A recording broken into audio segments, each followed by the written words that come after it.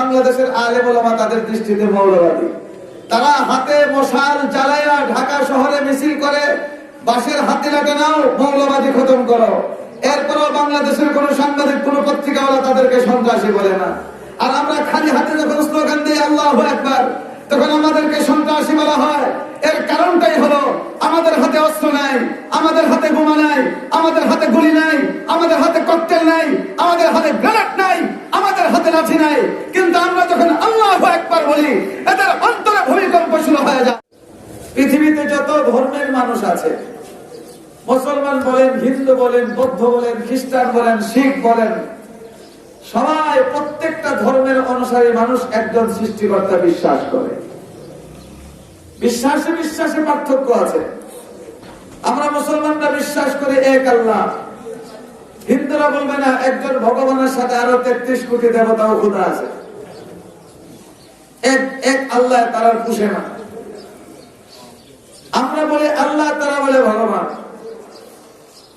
আমরা বলি আল্লাহ, খ্রিস্টানরাও বলে না আল্লাহ একা নন, আল্লাহ স্ত্রী আছে মারিয়াম, আল্লাহর পুত্র আছে ঈসা। আমরা বলি আল্লাহ, তারা বলে গড।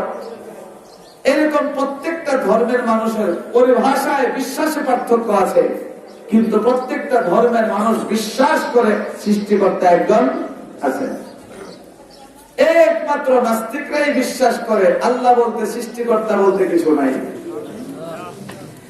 যে কারণে যে বিশাল পৃথিবীতে আমরা বসবাস করি, এই পৃথিবী কত বড় সঠিক হিসাব আজও কেউ বলতে পারে নাই, পারবেও না।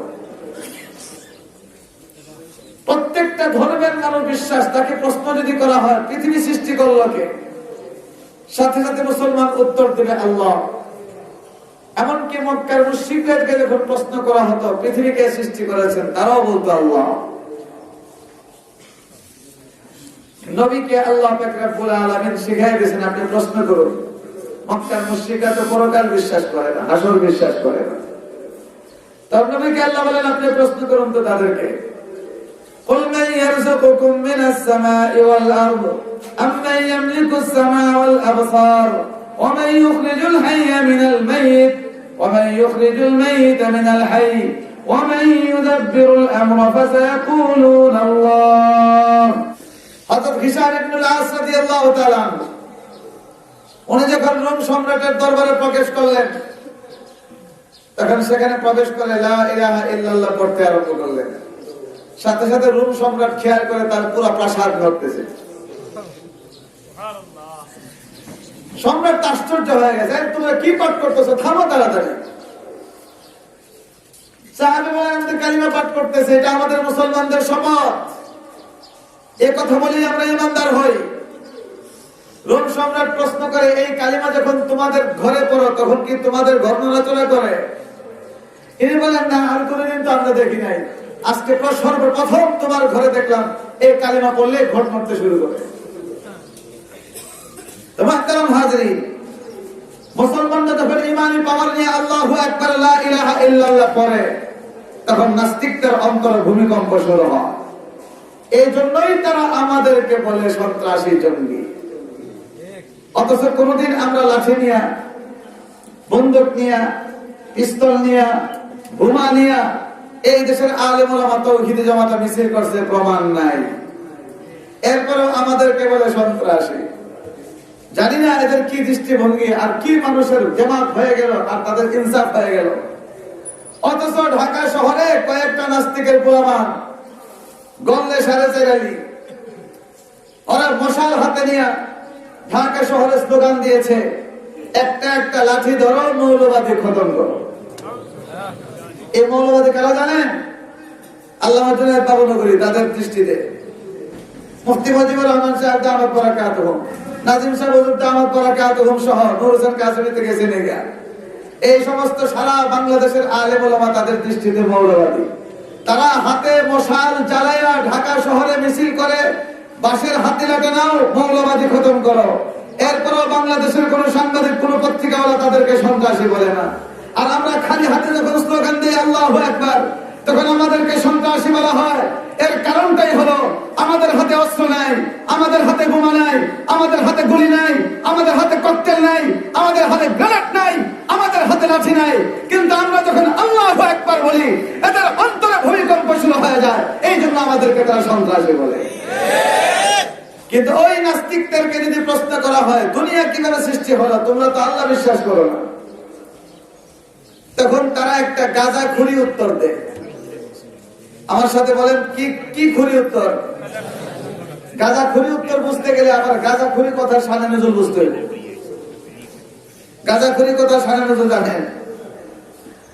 3 গাঁজাখুর গাঁজা খাইয়া বসছে পুকুর পাড়ে, পুকুরের চতুর্দিকে তাল গাছ লাগানো, চাঁদনি রাত, চাঁদের আলো যখন তাল গাছের পাতায় পড়ে চিকচিক করা আলোকিত হচ্ছে, ঝলমল করতেছে। আবার হালকা বাতাস যখন আসে তখন তাল পাতা কিন্তু আওয়াজ করে, ফস করে আওয়াজ করে। এক গাঁজাখোর 2টারে জিজ্ঞেস করে, ওই তাল গাছের আগে কি নড়াচড়া করে? আরেকটা কই, বুঝছস না গাঁজা খায়া তোর মারিফতে হাসিল হয় নাই। আমরা যে গাঁজা খাইছি আমাদের মারিফতের ঠেলায় পুকুরের মাছ সব তাল গাছের আগে গেছে। এটার নাম হলো গাঁজাখুরি কথা। ওই নাস্তিকদেরকে প্রশ্ন করলে তারা উত্তর দিবে, এই পৃথিবী সৃষ্টি হয়েছে, পৃথিবীর কোন সৃষ্টিকর্তা নাই, হাজার হাজার বছর আগে বিশাল বড় একটা বোমা বিস্ফোরণ হয়েছিল, এরপর অটোমেটিক পৃথিবী সৃষ্টি হয়ে গেছে। বলেন কি খুরি কথা? গাঁজাখুরি কথা। এক নাস্তিকদের আরেকটা বিশ্বাস, যেটা আমার সরাসরি আলোচনা হয়েছে, হরিগঞ্জে এক ভুকেট ছিল, সে নাস্তিকতায় বিশ্বাসী, পাক্কা কমরেড। তখন আমি একেবারে নবীন, মাত্রই মাদ্রাসা থেকে ফারেক হয়েছে, তার সাথে একদিন অনেকক্ষণ তর্ক হলো আমার। আমি বললাম, আচ্ছা এই যে পৃথিবীতে অশান্তি, এই অশান্তি দূর হবে কি করে? তখন সে বলে, আমাদের থিওরি হলো মানুষের একটা স্বভাব, যখন পৃথিবীতে নতুন কোন সমস্যা আসে মানুষ চেষ্টা করলে এই সমস্যার সমাধান বের করতে পারবে, এটা তাদের বিশ্বাস। যেমন এখন করোনা ভাইরাসের নাম কোনোদিন পৃথিবীর মানুষ শুনে নাই, এখন যখন করোনা আসলো পৃথিবীর বিজ্ঞানীরা চেষ্টা শুরু করেছে। অনেক দেশ দাবি, রাশিয়া দাবি করে আমরা করোনার ভ্যাকসিন আবিষ্কার করেছি, আবার অপর দিকে আমেরিকা বলে সব মিথ্যা কথা, রাশিয়া ব্যবসা করতে চায়। আছে না নাই? চীন বলে আমরাও আবিষ্কার করেছি করোনা ভাইরাসের টিকা। কয়েকদিন পরে দেখা যায় ইন্ডিয়ার গবেষকরা কয় না, চীন দেশের করোনা ভাইরাসের ভ্যাকসিন নিলে মারাত্মক ধরনের পার্শ্ব প্রতিক্রিয়া হয় শরীরে। এই সব হলো তাদের এগুলো চক্রান্ত এবং তাদের রাজনীতি। আমার এখনো মাঝে মাঝে মনে হয় আসলে করোনা বলতে কিছু নাই। আমার মনে হয় করোনা ভাইরাসের নামে যে জুজুর ভয় আমাদেরকে দেখানো হচ্ছে, ভাইরাস টাইরাস কিছু না, সব হলো আন্তর্জাতিক চক্রান্ত আর রাজনীতি। রাশিয়াও ব্যবসা করতে চায়, চীনও ব্যবসা করতে চায়, আমেরিকাও ব্যবসা করতে চায়। যাই হোক, সেটা ভিন্ন প্রসঙ্গ। ওই নাস্তিক অ্যাডভোকেট বলেন, পৃথিবীর মানুষের এমন একটা মাত্রা, কোন সমস্যা আসলেই তারা সমাধান বের করতে পারে, চেষ্টা করে। কাজেই আমাদের বিশ্বাস আর আমাদের থিওরি হলো, দুনিয়াতে এখন শান্তি আনার জন্য বিগত দিনের যত কিতাব আর যত থিওরি আছে কোনটাই কাজে লাগবে না। এমনকি রব্বুল আলামিনের দেওয়া মহাপবিত্র গ্রন্থ আল কোরআন, ওই নাস্তিক অ্যাডভোকেট বলেন কোরআন বর্তমান আধুনিক জমানায় সম্পূর্ণ অকেজু, কোরআন সমাধান দিতে পারবে। আমি তাকে জিজ্ঞেস করলাম, তাহলে এই সমস্যার সমাধান কিভাবে হবে? গোটা পৃথিবীতে অশান্তি, গোটা পৃথিবীর অশান্তি দূর করতে গেলে নতুন থিওরি লাগবে। আমি বললাম, থিওরি আসবে কোত্থেকে? এই থিওরি আনার জন্য সারাটা পৃথিবীতে বিশাল একটা দাঙ্গার সৃষ্টি করতে হবে, সারাটা পৃথিবীতে মারামারি লাগাই দিতে হবে, সারাটা পৃথিবীতে যুদ্ধ লাগাই দিতে হবে। সারা পৃথিবী যখন যুদ্ধে লিপ্ত হয়ে যাবে, তখন নতুন করে একদল গবেষক মানুষ গবেষণা শুরু করবে। গবেষণা করতে করতে নতুন একটা থিওরি আবিষ্কার হবে। ওই থিওরি যখন মানুষ অনুসরণ করবে, তখন সারাটা পৃথিবীতে শান্তির সুবাতাস বইতে থাকবে। জোরে সুরে বলেন, এটা কি খুরি কথা? আর জোরে বলেন, কি খুরি কথা? এবার আসুন, আজকে বলে সারা পৃথিবীর দাঙ্গার জন্য আমাদেরকে দায়ী করা হয়, মৌলবাদীরা দায়ী। বর্তমান সময়ে বর্তমান যে সিচুয়েশন আর বর্তমান যে পরিস্থিতি বাংলাদেশে, এটা একেবারেই স্পষ্ট। গোটা পৃথিবীতে বিশেষ করে মুসলিম দেশ এবং বাংলাদেশে যত দাঙ্গা হয়, যত মারামারি হয়, যত রাজনৈতিক সংঘাত হয়, সব কিছুর পিছনের দায়ী হলে এই সমস্ত নাস্তিকের বাচ্চারা, যারা পৃথিবীর অস্তিত্ব তালাশ করে বোমার ভিতরে। এরা যেই দেশে থাকবে ওই দেশে বোমা হামলা বন্ধ হবে না।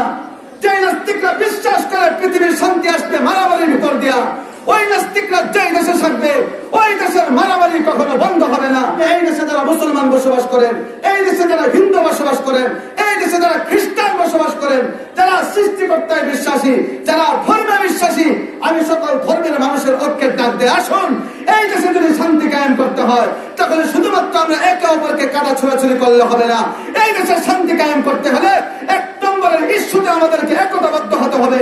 এই বাংলাদেশকে নাস্তিক মুক্ত করতে হবে। তার সবচেয়ে বড় প্রমাণ এই দেশের তৌহিদি জনতা মুসলমানদের একটা দাবি, একটা আকীদা রক্ষার জন্য এটা একটা মুসলমানদের দেশ, পৃথিবীর দ্বিতীয় বৃহত্তর মুসলিম রাষ্ট্র, যে দেশে 5 ওয়াক্ত লক্ষ লক্ষ মসজিদ থেকে আল্লাহু আকবারের ধ্বনি ভেসে আসে, যে দেশের সূর্যটা ওঠে আল্লাহু আকবার বলার সাথে সাথে, যে দেশের সূর্য অস্তমিত হয় আল্লাহু আকবারের ধ্বনির সাথে, এই দেশটাকে মূর্তির দেশ বানাইতে আমরা দিতে পারি না। এটা আমাদের ঈমান আমাদেরকে দেয় না। আমাদের কোন ব্যক্তির সাথে আমাদের কোনো ফিকশন নাই, কোন ব্যক্তির সাথে আমাদের আক্রোশ নাই, আমরা কোন ব্যক্তির বিরোধী না। যে ব্যক্তির নেতৃত্বে বাংলাদেশ স্বাধীনতা লাভ করেছে ওই ব্যক্তির সাথে আমাদের কোন ধরনের সংঘাত হতে পারে না। আমরা শুধুমাত্র মুসলমানদের আকীদা সংরক্ষণের জন্য উলামায়ে কেরাম বলেছেন মূর্তি নির্মাণ না করা হোক, কিন্তু পট করে এই নাস্তিকরা মহা সুযোগ পেয়ে গেছে। এখন আলেম উলামা, তৌহিদি জনতা এবং সরকারের মাঝে এরা গন্ডগোল লাগাইবার চেষ্টায় আছে। জোরে বলেন ঠিক না বেশি? আর এদের এই পলিসির ধোঁকায় পড়ে বাংলাদেশের অনেক মন্ত্রী, এমনকি শিক্ষামন্ত্রীর চেয়ারে বসে, শিক্ষা সেক্টরের মন্ত্রিত্বের চেয়ারে বসে একজন এমপি আমাদের ঘাড় মটকে এবার হুমকি দেন। আমার যারা রাজনৈতিক বক্তব্য মনে করে আমাদেরকে বাধা দেওয়ার চেষ্টা করেন, আমি বলবো তুমি মুসলমান নামের একটা মূর্খ, গণ্ড মূর্খ মুসলমান। এই জন্যই বড় একজন আলেম মুফতি ইলিয়াস গুম্মান্দা আহমদ বারাকাতুহু বড় চমৎকার করে বলেছেন, ইসলামী আলোচক কোন আলেম ওলামা রাজনীতির কথা বললে, ইসলামের রাজনীতির কথা বললে যাদের গায়ে এলার্জি শুরু হয়ে যায়, এরা শুধুমাত্র আব্রাহাম লিঙ্কনের রাজনীতি বলেছে, এরা আল্লাহর নবীর রাজনীতি বলে নাই, এরা আবু বকর সিদ্দিকের রাজনীতি বলে নাই, এরা নাস্তিকদের রাজনীতি বলেছে, হযরত ওমরের রাজনীতি এরা বলে নাই, এরা আবু জেহেলের রাজনীতি বলেছে, এরা হযরত উসমানের রাজনীতি বলে নাই। যেমন কয়েকদিন আগে যখন সিলেটের এমসি কলেজে সংঘবদ্ধ ধর্ষণ হলো, ফেনীতে সংঘবদ্ধ ধর্ষণ হলো, তখন বাংলাদেশের কিছু নাস্তিক 71 টিভি চ্যানেলে বসে বসে বক্তব্য দিয়েছে, বাংলাদেশে নারী ধর্ষণ বৃদ্ধি হওয়ার 1 নম্বর অন্যতম কারণ হলো বেশি বেশি ওয়াজ মাহফিল। বলেন এটা কি ঘুরে কথা? আরো জোরে বলেন কি ঘুরে কথা? আরো জোরে বলেন কি ঘুরে কথা? হ্যাঁ আমার, আর আমরা বিশ্বাস করি এই দেশের 16 কোটি মুসলমান তৌহিদি জনতা বিশ্বাস করে। আপনারা ইতিহাস তালাশ করে দেখুন, আপনারা জরিপ করে দেখুন কোন সময়টায় সংঘবদ্ধ নারী ধর্ষণ বৃদ্ধি হয়েছে। যখন করোনার কারণে ওয়াজ মাহফিল দীর্ঘ 6-7 মাস বন্ধ ছিল, দীর্ঘ 6-7 মাস বাংলাদেশের কোথাও ওয়াজ মাহফিল আর কোরআনের বয়ান না থাকার কারণে এই দেশের যুবকরা বাখাটে হয়ে গেছে, কোরআনের আওয়াজের বরকত থেকে মাহরুম হয়ে তারা নারী ধর্ষণে লিপ্ত হয়েছে। আওয়াজ করে বলেন ঠিক আছে? কাজেই বাংলাদেশের নারী ধর্ষণ, যুবকদের চরিত্রের হেফাজত যদি করতে হয় তাহলে পাড়ায় মহল্লায় মহল্লায় খোলা ময়দানে বেশি বেশি করে কোরআনের মাহফিলের আয়োজন করতে হবে। এই দুনিয়ার শিক্ষার্থী সিলেবাস, স্কুল বলেন, ইউনিভার্সিটি বলেন, প্রাইমারি স্কুল বলেন, আরো কত শিক্ষা সিলেবাস আমাদের দেশে তৈরি হচ্ছে। এই শিক্ষা সিলেবাস গুলো আবিষ্কারক বানর না মানুষ? বলেন মানুষ। মানুষকে রব্বুল আলামিন দুনিয়ার তার প্রয়োজন পুরা করার জন্য, দুনিয়ার হাজত পুরা করার জন্য মহান রব্বুল আলামিন প্রত্যেকটা মানুষের শরীরে কুদরতি ভাবে 2টা জিনিস ফিট করে দিয়েছেন। যারা মাদ্রাসায় পড়ে ছাত্র তাদের জানা আছে। 1 নম্বর রব্বুল আলামিন আমাদের মাথায় আকল দিয়েছেন, বুদ্ধি দিয়েছেন। এই বুদ্ধির মাধ্যমে এই পৃথিবীর মানুষ কি পরিমাণ উন্নয়ন করেছে। হযরতে মোবাইল দামাত বারাকাতুহু, এই যে মোবাইলটা আমাদের পকেটে, আপনি আমার আত্মীয় স্বজন কোথায় আমেরিকা, কোথায় ব্রিটেন, 1000 মাইল, 10,000 মাইল, 9,000 মাইল দূরে, অথচ এখন ভিডিওর মাধ্যমে রমজান মাসে সুবহানাল্লাহ আরো বেশি কথা হয় ভিডিও করে। আবার তুমি কি জানতেছো সেই সময় করাই ধরে দেখা দেখে যে মাছ বাজি করতেছে, আজকে সেই সময় খাবো। 1000 মাইল দূরে আমার এক আত্মীয় কথা বলছে, মোবাইলে আমি দেখতে পাচ্ছি তার নড়াচড়া, তার রান্না বান্না, তার রান্নার আওয়াজ, তার কই মাছ ভাজির আওয়াজ। আমেরিকা ভাজি করতেছে, বাংলাদেশ থেকে আমি দেখছি, আওয়াজ শুনছি। এই পাওয়ারফুল ছোট্ট একটা যন্ত্র মোবাইল আবিষ্কার করেছে কে? মানুষ। কিসের জোরে? বুদ্ধির জোরে। তাহলে বোঝা গেল রব্বুল আলামিন আমাদের শরীরে যে বুদ্ধি ফিট করে দিয়েছেন, এই বুদ্ধির মাধ্যমে পৃথিবীতে মানুষ উন্নতি করতে করতে এমন পর্যায়ে পৌঁছে গেছে। তো দুনিয়ার উন্নতির জন্য রব্বুল আলামিন একটা ব্যবস্থা দিয়েছেন। আমাদের প্রত্যেকের মেধা, মগজ, আমাদের ব্রেইন, আমাদের আকল আল্লাহ দান করেছেন। এই আকলকে কাজে লাগিয়ে পৃথিবীতে মানুষ উন্নতির চরম পর্যায়ে পৌঁছে যাচ্ছে। 2 নম্বর, দুনিয়ায় আমাদের নিরাপত্তা, আমাদের প্রয়োজন পুরা করার জন্য আরেকটা ব্যবস্থা রব্বুল আলামিন আমাদের শরীরে দিয়েছেন। এটাকে আমি আমার ভাষায় বলি 5টা রাডার। বলেন কয়টা রাডার? রাডার কাকে বলা হয়?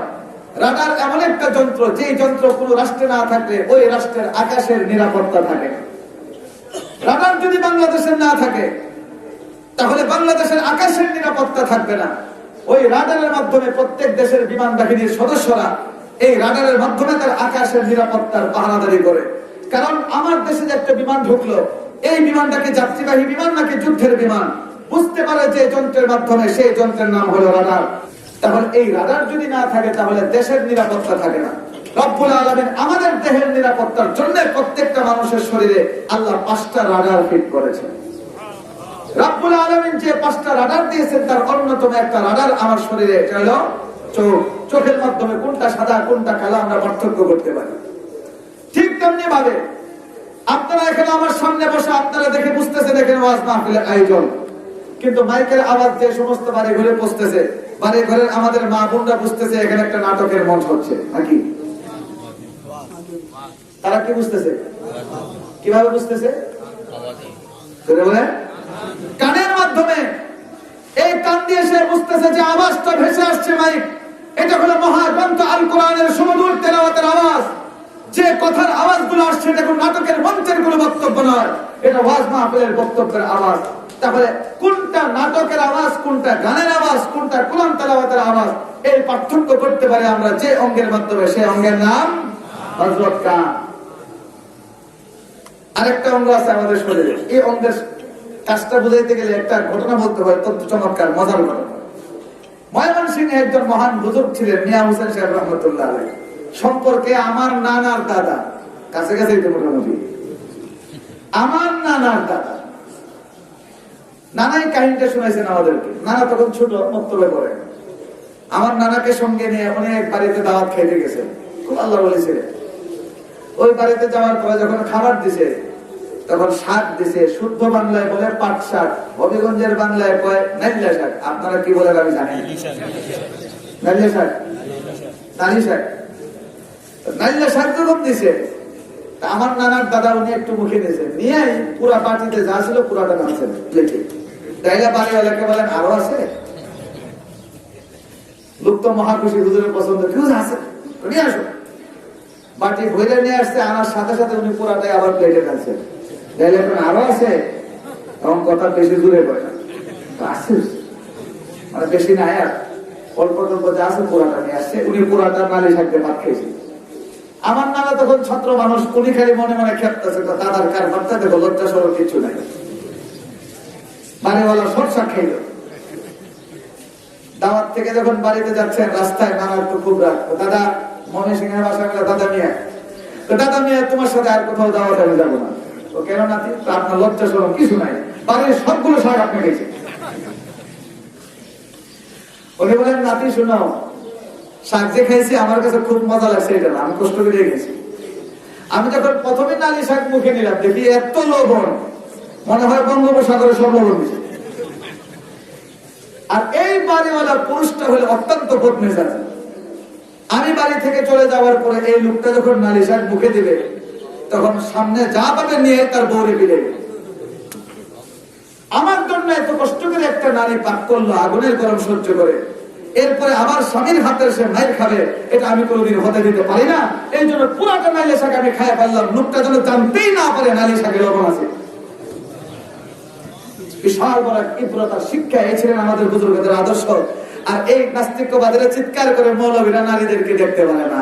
আরে উলামায়ে কেরাম তো কোন পুরুষ যেন, কোন স্বামী যেন তার নারীকে অত্যাচার করতে না পারে, তালাক দিয়ে যেন তার দুঃখের সাগরে ভাসাইতে না পারে, সেই চেষ্টা করে যাচ্ছেন এই দেশের আলেম উলামা। এই ঘটনাটা বলছি এই জন্য যে আপনাদের ক্লান্তি দূর হবে, বিষয়টা বুঝবেন। তাহলে এই যে নারী শাকে লবণ বুঝছে কোন জায়গায় লাগাইয়া, কথা বলেন না, হযরতে জিহ্বায় লাগাই বুঝছেন এটাতে লবণ বেশি। তাহলে কোনটা তিতা, কোনটা নোনা, কোনটা মিষ্টি, কোনটা চিনি, কোনটা মধুর স্বাদ, এই সমস্ত স্বাদের পার্থক্য আমরা বুঝতে পারি কিসের মাধ্যমে? জিহ্বার মাধ্যমে। আমাকে যদি এখানে কেউ দাওয়াত দেয়, আমার সামনে খাবার উপস্থিত করলো, এখন তরকারিটা কি গান্দা হয়ে গেছে নাকি তাজা হয়ে গেছে, এটা বুঝবো কোন জায়গায় লাগালে? হযরতে নাকে লাগাইলে বোঝা যাবে এটাকে ম্যাঙ্গি জুস নাকি হযরতে টাইগার।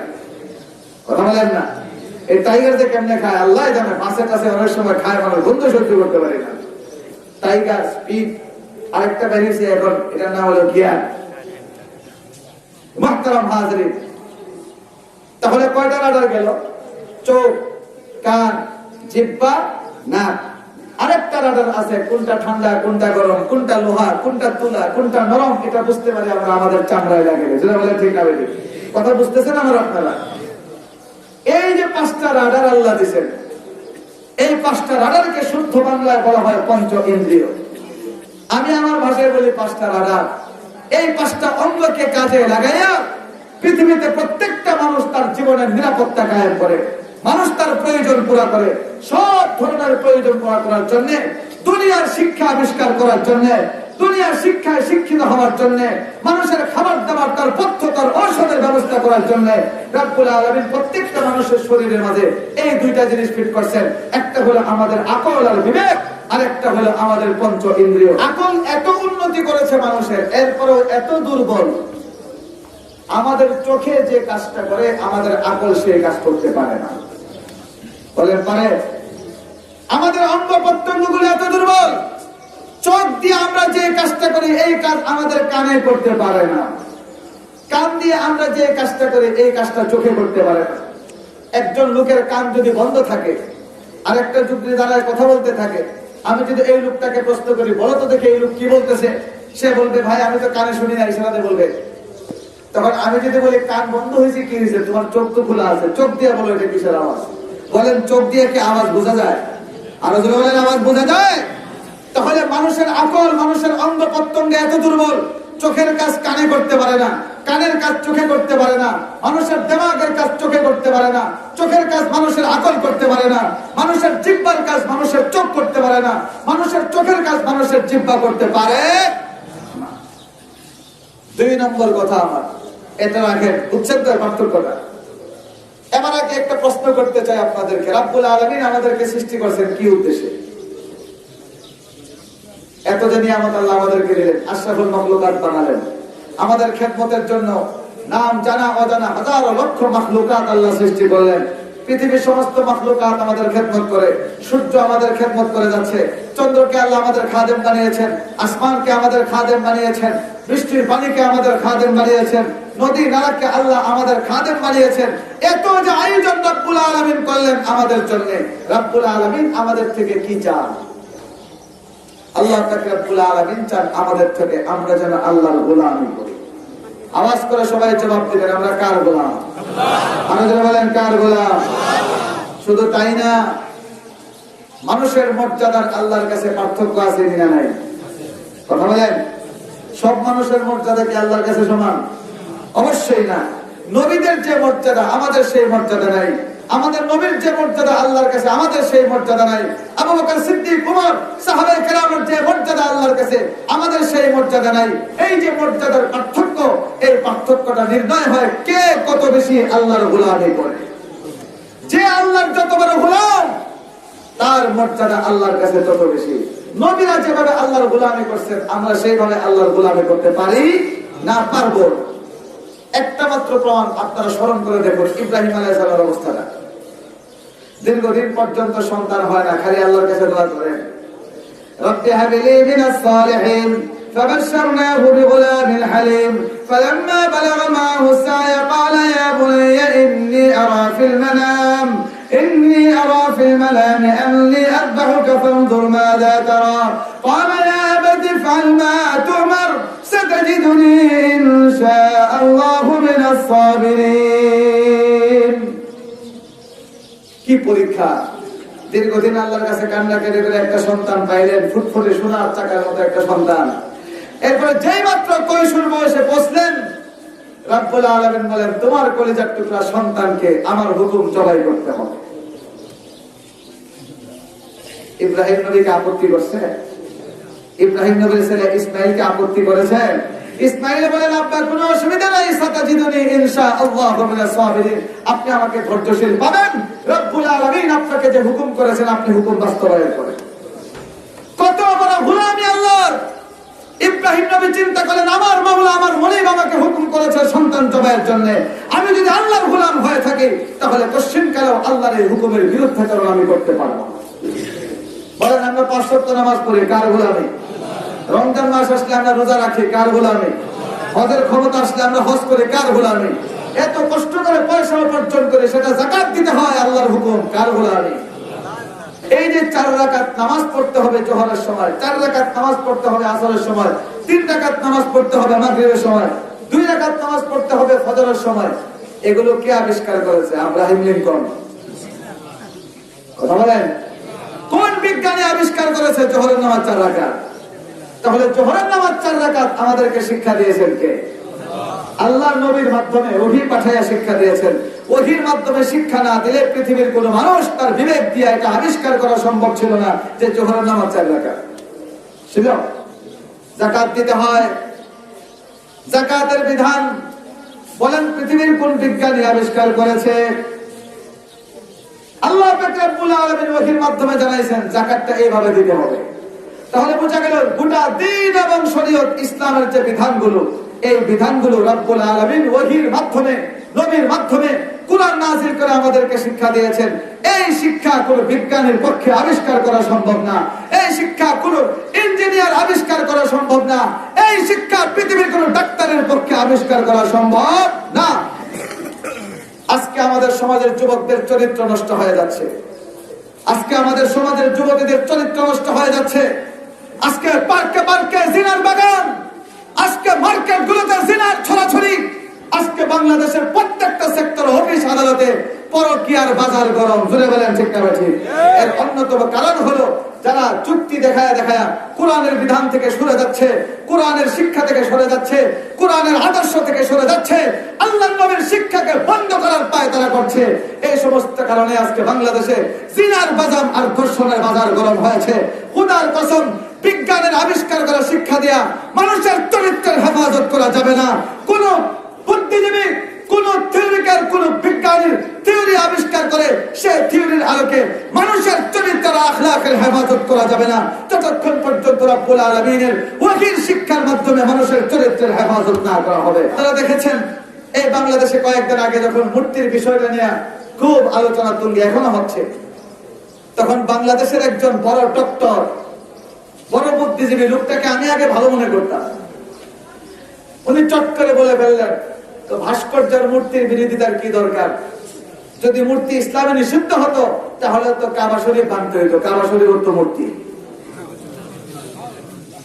আস্তে নাউজুবিল্লাহ কইছে, কাবা শরীফ কি মূর্তি? দেবতা। আপনারা বলেন কাবা শরীফ কি মূর্তি? কাবা শরীফ কি দেবতা?